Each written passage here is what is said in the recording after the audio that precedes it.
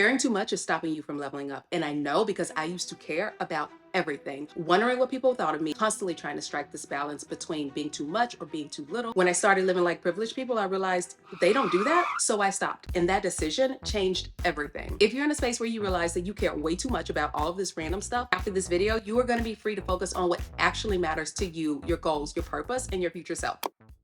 Welcome back to my channel, my friends, or welcome if you're new here. My name is Christy, and I make content centered around realizing that no matter where we are in life, no matter our age, we are just on time to live the life of our dreams. If you've watched any of my living in privilege videos, not caring and mastering detachment is one of those aspects of having a privileged mindset that I mentioned really leveled up my life. It's a mindset where you are fully convinced that a better life is for you. You respect and validate yourself. You're not a people pleaser. You believe that you belong in any space that you want to be in, and then you act in ways that line up with that belief. People with privilege don't overcare because they know that it doesn't do anything but hold them back from where it is that they're trying to get to. We care way too much, and it stems from a few things. One, fear of judgment and rejection. From childhood, we are wired to seek approval from others. And in some regards, that can be a really good thing. It could be a really safe thing. But in a lot of other aspects, it can be very detrimental to our progress. Seeking approval can keep us stuck and second guessing and being afraid to make bold moves. For example, how many times have you held back on an idea because you were worried about what they would say? Another thing is perfectionism and the need to please. You overcare and you are super attached to other people's opinions. You stay in perfect mode where you can carefully control how other people think of you and how other people view you. But it sets you up for being in a space where you are spending the bulk of your time trying to avoid making mistakes instead of, again, making moves. And the thing is, we do it even in small things. I remember that I used to stress out so much about sending emails. It would take a really long time to do it because I wanted people to see me in a particular way. I wanted them to read it in a particular way. So I would read it and edit it over and over again before sending it. But it was such a time suck. And I realized that it came from this desire of wanting to please people and just being a people pleaser. We also have comparison culture. We lived in a time where comparison is at an all-time high because we see and have access to everybody's lives at our fingertips. And then as we're comparing our reality to other people's highlight reels, we assume that we're falling behind. So as privileged people, how do we stop caring about the things that don't serve you? One, define your North Star. North? If you don't define your values, you're going to live by other people's. When we don't have clarity about what's truly important to us, we often end up following the beliefs and opinions and expectations of others, whether that be family or friends or society or coworkers or even social media. They all have a set of spoken and unspoken rules and pressures that they expect for us to live by. And then if we don't actively choose our own values, we end up getting swept up in this current, living based off what other people think is important. I'm a Christian, and my North Star is how God defines me. It's first for my life because I know that He wants what's best for me, and as I honor Him, I know that I will naturally do right by others. Beyond that, the things that don't really have much spiritual impact, like where I film my videos or the specifics of my morning and my night routine or how to wear my hair or do my nails or whatever, those things come from getting to know me, what I like, and what's important to me. So many of us are so out of tune with who we are because we're busy being distracted by what others say that we need to do. I want you to take a moment to figure out and maybe write down what actually matters to you. And so for me, as long as I am honoring God, treating people well, and aligning with my purpose, then I'm good. Shift your focus from others to your future self. When we allow other people's voices to dominate our thoughts, it can really derail our progress and prevent us from taking risks, or it can actually make us take really stupid risks and keep us stuck in this cycle of self-doubt and stagnation because so many times before we do something, we're guided by the idea of what are people going to think? That is the wrong question to ask, and we need to detach from it. To overcome it, I had to start asking myself, what would my future self thank me for? And it really pushed me to do things that beforehand I would have been too nervous to do because I was thinking about what other people were thinking of me. For you, it could be any number of things. Maybe it is going to a restaurant by yourself, or writing a book, or going back to school, or starting a business, or stepping foot in the gym for the first time and feeling down because you don't know how to use any of the equipment. Again, it could be a whole lot of things. As long as it doesn't hurt you or hurt anybody else, go after it. Our future self will always thank us for smart and calculated leaps of faith. But sometimes detaching and not caring also means swallowing our pride and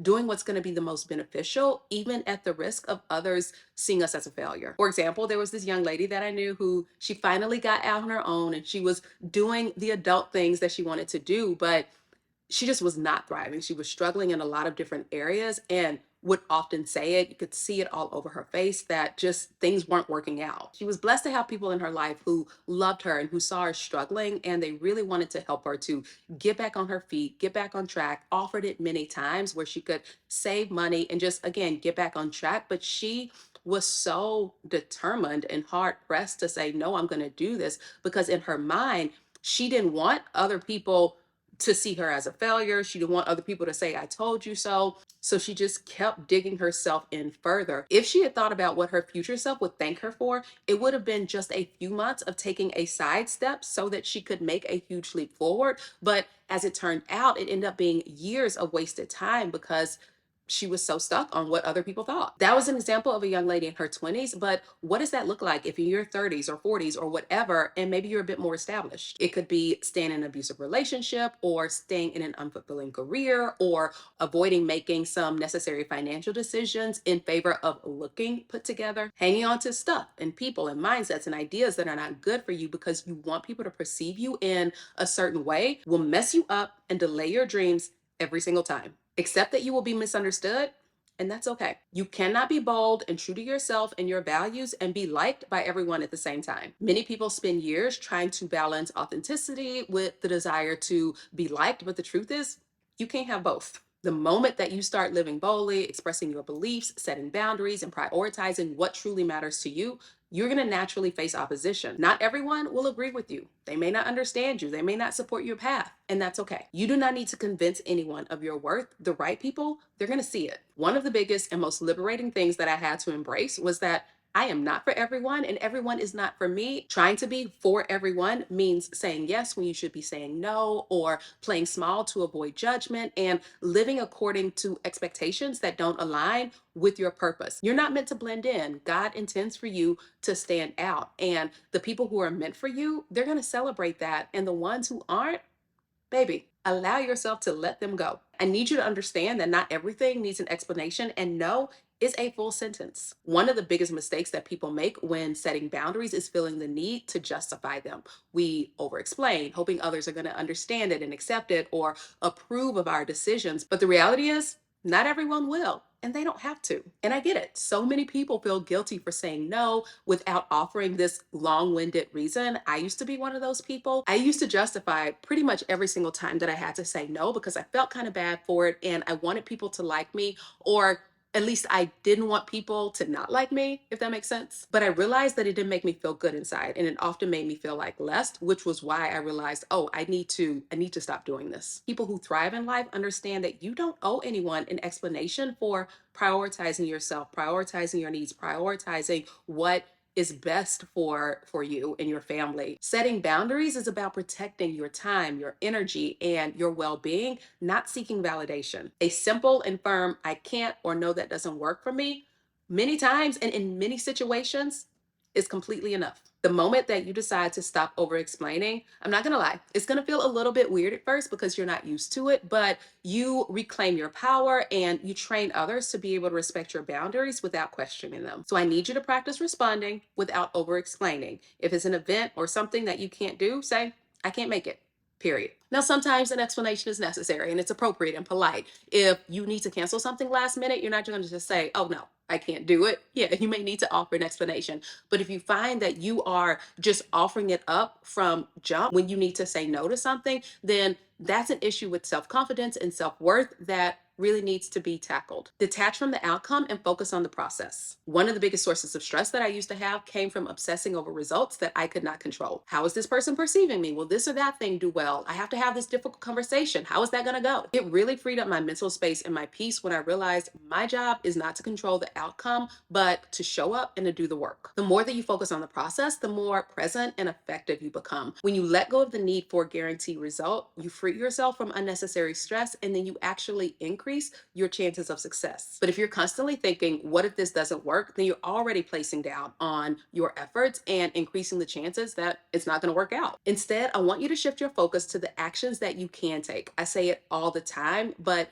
99.999% of the things that we want to achieve are not about us doing it perfectly. It's about being consistent, learning, and adapting along the way. And we find that we're successful because we stuck with it, not because we did it perfectly. As people, we naturally crave a little bit of control. Like, I get it. I'm a bit of a control freak girl in myself, but we have to seek it in ways that work for us. So instead of fixating on these external factors, I want you to ask yourself, what steps can I take to improve my chances of success?